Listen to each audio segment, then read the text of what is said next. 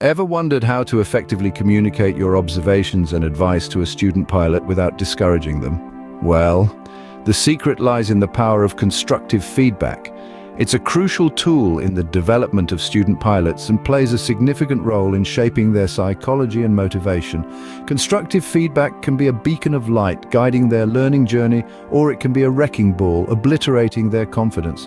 The impact it has is significant. Therefore, it's essential to offer feedback that is not only informative but also uplifting and motivating. As instructors, you are not merely imparting knowledge, you're also molding character and building resilience. Your words can inspire, motivate, and promote efficient learning and healthy psychological development. So, how can you harness the power of feedback and use it to fuel the growth of your students? Stay tuned as we delve into the ways of providing feedback that is both positive and motivating. Before giving feedback, it's vital to prepare. This preparation begins with identifying the positive aspects of the student's performance. It's important to recognize what they've done well, how they've correctly applied techniques and knowledge. This not only gives you a firm base to build from, but it also boosts the student's motivation to strive for improvement. However, it's equally important to pinpoint the areas that need refinement. Remember, the goal is to promote growth and development, not to criticize. Once you've identified these areas, you can craft specific and constructive feedback. This allows you to provide clear guidance on how the student can improve. The secret is in the balance. Acknowledge the good while gently guiding towards the areas of improvement. This way, you're not only instructing but also nurturing the student's confidence and enthusiasm for learning. Now let's move on to how to present this feedback. Start with the student's strengths. This is a fundamental aspect of providing effective feedback. It's all about acknowledging what the student has done well. You see, when you highlight the positives, you're not just giving a pat on the back. You're showing the student what they have mastered, the skills they've effectively applied, and the knowledge they've demonstrated. This recognition can be a powerful motivator, encouraging students to continue striving for excellence. It's about fostering a sense of achievement, confirming that their hard work is paying off. And it's not just about the big wins. Even small successes can be a source of motivation. Remember, it's the journey, not just the destination, that matters. So celebrate every step forward, every skill mastered, every challenge overcome. After accentuating the positive, you should create an open feedback environment. Encourage students to seek feedback and share their thoughts. That's a powerful sentence, isn't it? But how do we make this a reality? The first step is to create an environment where feedback is seen not as a personal critique, but as a learning opportunity. This shift in perspective is crucial. Let's imagine a safe space where students feel comfortable enough to voice their opinions, ask for feedback, and even express their doubts without the fear of judgment or ridicule. This openness fosters a sense of shared responsibility for learning and growth. But how do you cultivate this environment? It begins with your approach. Show students that their thoughts and ideas are valued, encourage them to express their views and ask questions. Remember, feedback is a two-way street. It's not just about you giving feedback, but also about students providing feedback on their learning experience. Now that we've fostered an open environment, let's talk about giving detailed feedback. Instead of just saying, "Good job," provide specific examples. When you give feedback, it's crucial to be as detailed as possible. This doesn't mean you need to nitpick every single action, but rather highlight the specific behaviors or actions that you observed and appreciated. For instance, instead of saying, "You did a great job landing the plane," you might say, "Your approach was smooth and controlled, and you managed the crosswind exceptionally well." This provides clarity and helps the student understand exactly what they did right. Detailed feedback also leaves less room for misinterpretation. It pinpoints exactly what was valued, helping the student know what to replicate in their future flights. So remember, don't just say "well done," tell them why it was well done. By being specific, you're not only reinforcing good behaviors, but also building the student's self-confidence. With detailed feedback given, we can now focus on making it formative. Feedback should be geared towards continuous improvement. As flight instructors, we need to understand that our role is not just to identify mistakes, but also to help learners navigate their way towards better performance.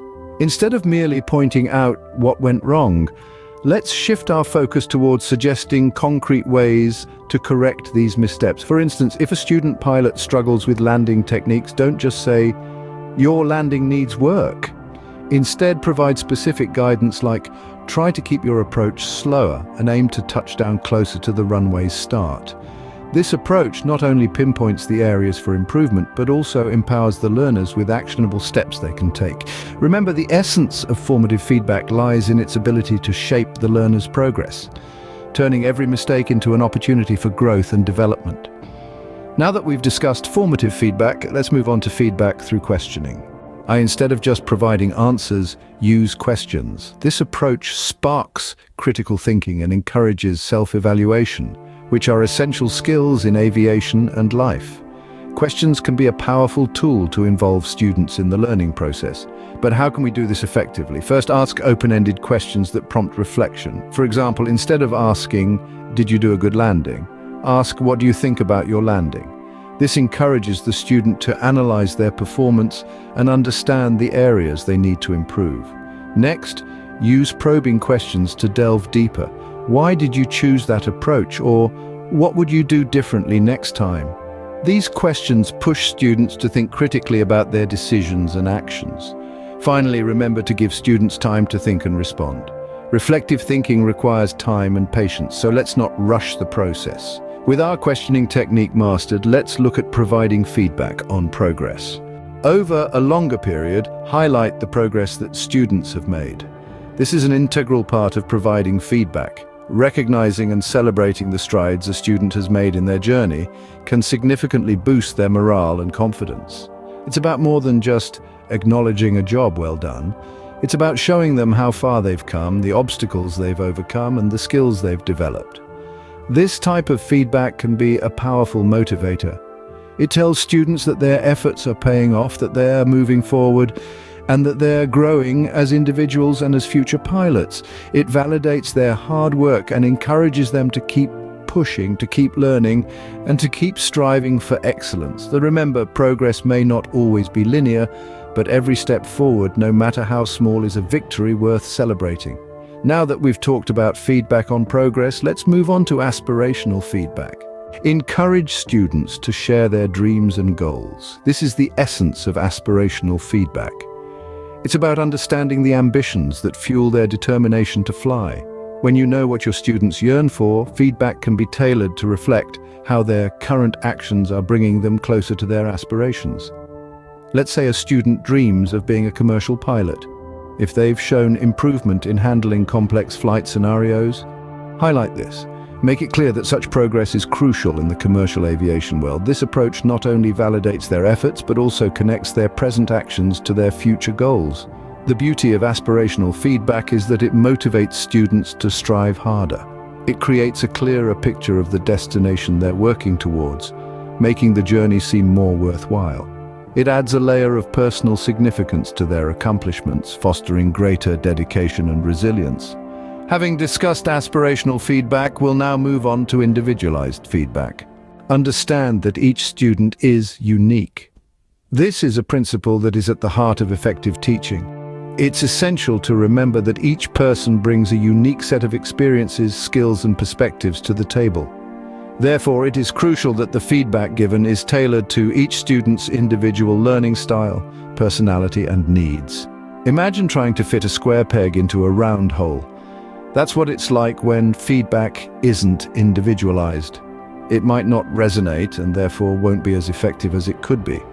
By personalizing feedback, it becomes more meaningful and impactful, facilitating more efficient learning and faster progress. Consider the student's strengths and weaknesses, their preferred learning style, and what motivates them. Use these insights to shape your feedback, making it as relevant and helpful as possible. Remember, feedback isn't one size fits all. It's a tool that should be adapted to fit the learner, not the other way around. Now let's wrap up our discussion. Instead of criticizing, provide suggestions for improvement. This is a mantra that should guide every instructor, every mentor, every coach. Feedback is not about finding fault or highlighting mistakes. It's about guidance. It's about growth. It's about helping the student pilot navigate their journey towards mastery. A critical comment can deflate enthusiasm, but a constructive suggestion can inspire improvement. It's the difference between saying, "That was a rough landing," and saying, "Next time try to level out a bit sooner before landing. It'll help you touch down more smoothly." This shift from critical to constructive isn't just about being kind or sparing feelings, it's about efficiency. It's about effectiveness. It's about fostering an environment where learning thrives. Remember, the goal is progress, not perfection. We're all in the business of learning, and every step forward, no matter how small, is a victory.